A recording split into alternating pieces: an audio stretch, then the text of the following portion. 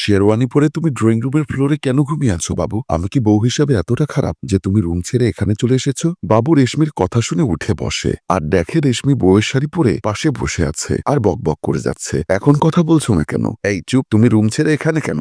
বাবা মা শুনতে পাবে। আর হ্যাঁ, আমার তোমার সাথে থাকতে মন চাচ্ছে না, তাই রুম ছেড়ে এখানে এসে শুয়েছি। একে তো চুরি করে বিয়ে করেছো, তার উপর অধিকার ফলাচ্ছ।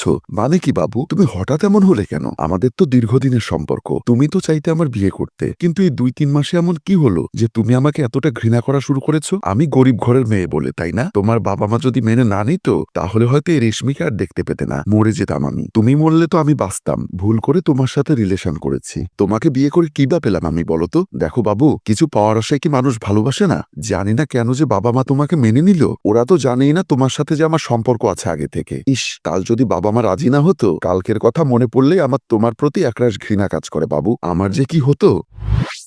বাবু, তার মা, বাবা ও ছোট বোন প্রিয়া সবাই সোফায় বসে গল্প করছে চা খেতে খেতে। হঠাৎ কলিং বেলের শব্দ পেয়ে দরজা খুলে দিতে যায় প্রিয়া। দরজা খুলতেই প্রিয়া হাঁ করে তাকিয়ে আছে। সে দেখছে একটা মেয়ে বিয়ের শাড়ি পরা অবস্থায় দাঁড়িয়ে আছে। সে মা, বাবা, ভাইয়া বলে ডাক দেয়। ডাক শুনে সবাই দৌড়ে আসে সেখানে। মেয়েটি বাবুকে দেখতেই ওর কাছে এসে জড়িয়ে ধরে কান্না শুরু করে দেয়। সবাই বেশ অবাক হয় কাণ্ড দেখে, কিন্তু বাবু যতটা অবাক হয় তার চাইতে ভেতরে ভেতরে বেশি ভয় পাচ্ছে। বাবু তার বুক থেকে মেয়েটিকে ছাড়িয়ে নিয়ে বলল, এই কে আপনি? মেয়েটি বাবুর এমন কথায় বেশ অবাক দৃষ্টিতে তাকিয়ে থেকে বলল, বাবু, তুমি আমাকে চিনতে পারছো না? আমি তোমার রেশমি, তোমার ভালোবাসা। কোন রেশমি? আমি রেশমি নামের কাউকে চিনি না। ভালোবাসা তো দূরে থাক। বাবু, আমি জানি তুমি আমার উপর অভিমান করে আছো, কিন্তু দেখো বাবু, প্লিজ তুমি এতটা নির্দয় হইও না। দেখতেই তো পাচ্ছ আমি ঘর ছেড়ে বিয়ের আসর থেকে পালিয়ে তোমার কাছে একেবারে চলে এসেছি বিয়ের শাড়ি পরে। বাবুর পরিবারের সবাই সব কথা শুনে একজনের দিকে আরেকজন তাকাচ্ছে। সবার চোখে মুখে অনেক প্রশ্ন।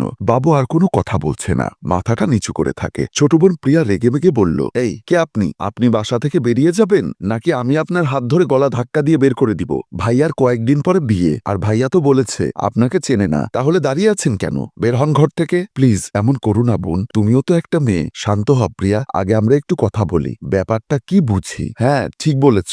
এসো মা, ভেতরে এসে বসো। তারা সবাই সোফার দিকে চলে যায়। তারা সবাই সোফায় বসে। বাবা, বললাম তো চিনি না, তারপরও তোমরা ওকে ভেতরে এনে বসানোর কি দরকার? তখনই রেশমি বাবুর কলার ধরে বলল, ও কলিজা, তুমি আমাকে চিনো না তাই না? একবার আমার দিকে তাকিয়ে কথা বলো প্লিজ। তুমি না আমাকে সবসময় বলতে আমার চোখের দিকে তাকালে তোমার ঠোঁটে হাসি ফোটে? আজ তোমার সেই প্রিয় মানুষটির চোখ জলে ভিজে যাচ্ছে, তুমি কি তা দেখবে না? আমি কাঁদলে না তোমার বুকের ভেতর ব্যথা করে? আজ করছে না ব্যথা তোমার? বলো, আমি কই যাব বলতে পারো তুমি? আমার তো মৃত্যু ছাড়া কোনো পথ খোলা থাকবে না বাবু, বলেই কান্না করতে থাকে। বাবু কিছু না বলে চুপ করে থাকে। এই মেয়ে, এক্ষুনি বের হও, যাও বলছি, না হলে কিন্তু তোমার খবর করে ছাড়বো। রেশমি তখনই বাবুর পা ধরে ফেলে। তখনই সবাই দাঁড়িয়ে যায়। রেশমি কেঁদে কেঁদে বলল, বাবা, আপনি একটা কিছু করুন দয়া করে। আমি সব শেষ করে এখানে স্থান নিতে আসলাম, এটাই আমার শেষ স্থান। বাবা রেশমিকে টেনে তুলে বলল, তুমি সব খুলে বলো তো মা, বাবুর সাথে কি হয়েছে? এই বাবুর মা, মেয়েটিকে নিয়ে রুমে এসো, বলে বাবা রুমের দিকে চলে যায়। পেছন পেছন মা রেশমিকে নিয়ে চলে যায়। বাবু আর প্রিয়া হা করে তাকিয়ে থাকে। তারা তিনজন রুমে ঢুকে খাটে বসে। আচ্ছা মা,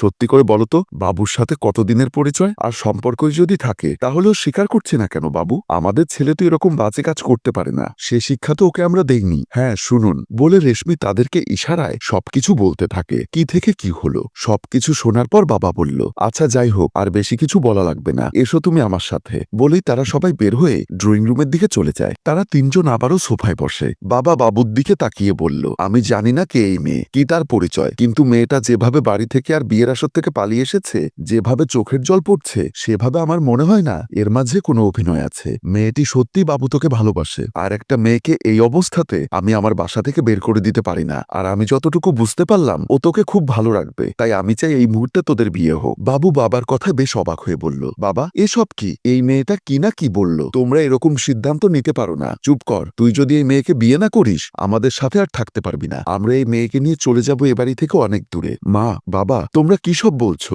আমার থেকে বেশি বোঝার চেষ্টা করবি না। যদি এটা তোর সাথে হতো তাহলে আমাদের কি হতো একবার ভাবতো। প্রিয়া আর কিছু না বলে চুপ করে থাকে। ঠিক আছে বাবা, তোমরা যা বলো তাই হবে, তোমাদের কথায় আমি রাজি। তবুও তোমরা এই ঘর আর আমাকে ছেড়ে যাবে? এসব বলো না। বাবুর কথা শুনে বাবা ফোনটি বের করে তাদের স্থানীয় কাজীকে কল দেয় আর বাড়িতে আসতে বলে। কলটি রেখে বাবা বলল, মা তুমি গিয়ে ফ্রেশ হয়ে নাও। আর এই প্রিয়া, যা তুই মেয়েটিকে সাজিয়ে দে, যা যা দরকার দে। যা বাবু, তুইও যা, গিয়ে সুন্দর করে ফ্রেশ হয়ে রেডি হয়ে নে। বাবা সবাই যে যার মতো করে চলে যায়। বিয়ে শেষে বাবু রাতে তার রুমে ঢোকে আর দেখে মাথায় ঘোমটা দিয়ে বসে আছে রেশমি। এদিকে রেশমির অজানা একটা ভয় কাজ করছে বুকের ভেতর। সে ভাবছে কেন এমনটা করলো? কি হবে একটু পর? বাবু বিছানার পাশে গিয়ে খাটে বসে। সে রেশমির কাছে বসে মুখটা পাশাপাশি এনে একটা থ্রেড দিয়ে বলল, এই তোকে আমি দেখে নিব, মনে রাখিস।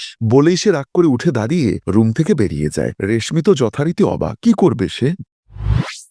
একটাবার বলো বাবু, কেন এমনটা করলে আমার সাথে? তোমাকে বিয়ে করে কি বা পেতাম আমি? আমি প্রথমে আবেগের বশে তোমার সাথে রিলেশন করেছি, কিন্তু পরক্ষণে আমার মনে হলো বিয়ে করলে টাকা পয়সা আছে এমন পরিবারের মেয়েকে বিয়ে করা উচিত। রেশমি হেসে মোবাইলটি নিয়ে একটি ছবি বের করে বাবুর দিকে ধরে বলল, দেখো তো, এই তোমার বড়লোক মেয়েটি কিনা, যাকে পাওয়ার জন্য তুমি আমাকে অ্যাভয়েড করছো? বাবু মেয়েটির ছবি দেখে অবাক হয়ে আমতা আমতা করে বলল, তুমি এই মেয়ের ছবি কোথায় পেয়েছো? রেশমি মোবাইলটা সরিয়ে বলল, তোমার বড়লোক গার্লফ্রেন্ড যে বিবাহিত সেটা কি তুমি জানো? তুমি কি করে জানো? তুমি যখন আমাকে অ্যাভয়েড করেছো, আমি তোমার বন্ধু সাদ্দামের কাছ থেকে সব খবর নিয়ে ওর সাথে যোগাযোগ করি, আর মেয়েটির সম্পর্কে সব খবর নিয়ে দেখলাম এটা ওই মেয়েটির ব্যবসা। সে মেয়েটি নতুন নতুন ছেলেদের পটিয়ে প্রেমের জালে ফেসে টাকা হাতিয়ে নেয়। বাবু রেশমির কথা শুনে তার ভুল বুঝতে পেরে রেশমির হাত ধরে বলল, তুমি আমাকে ক্ষমা করে দাও রেশমি, আমি লোভে পড়ে তোমার সাথে খারাপ আচরণ করেছি, যার ক্ষমা আসলেই হয় না। রেশমি হেসে বলল, ওই তুমি আমার জামাই লাগো, প্রেমিক নয়, তাই সব ভুলে এসো কিছুটা অপূরণ পূরণ করি। কোথায় যাব? বারে আর কোথায়? বাসর ঘরে।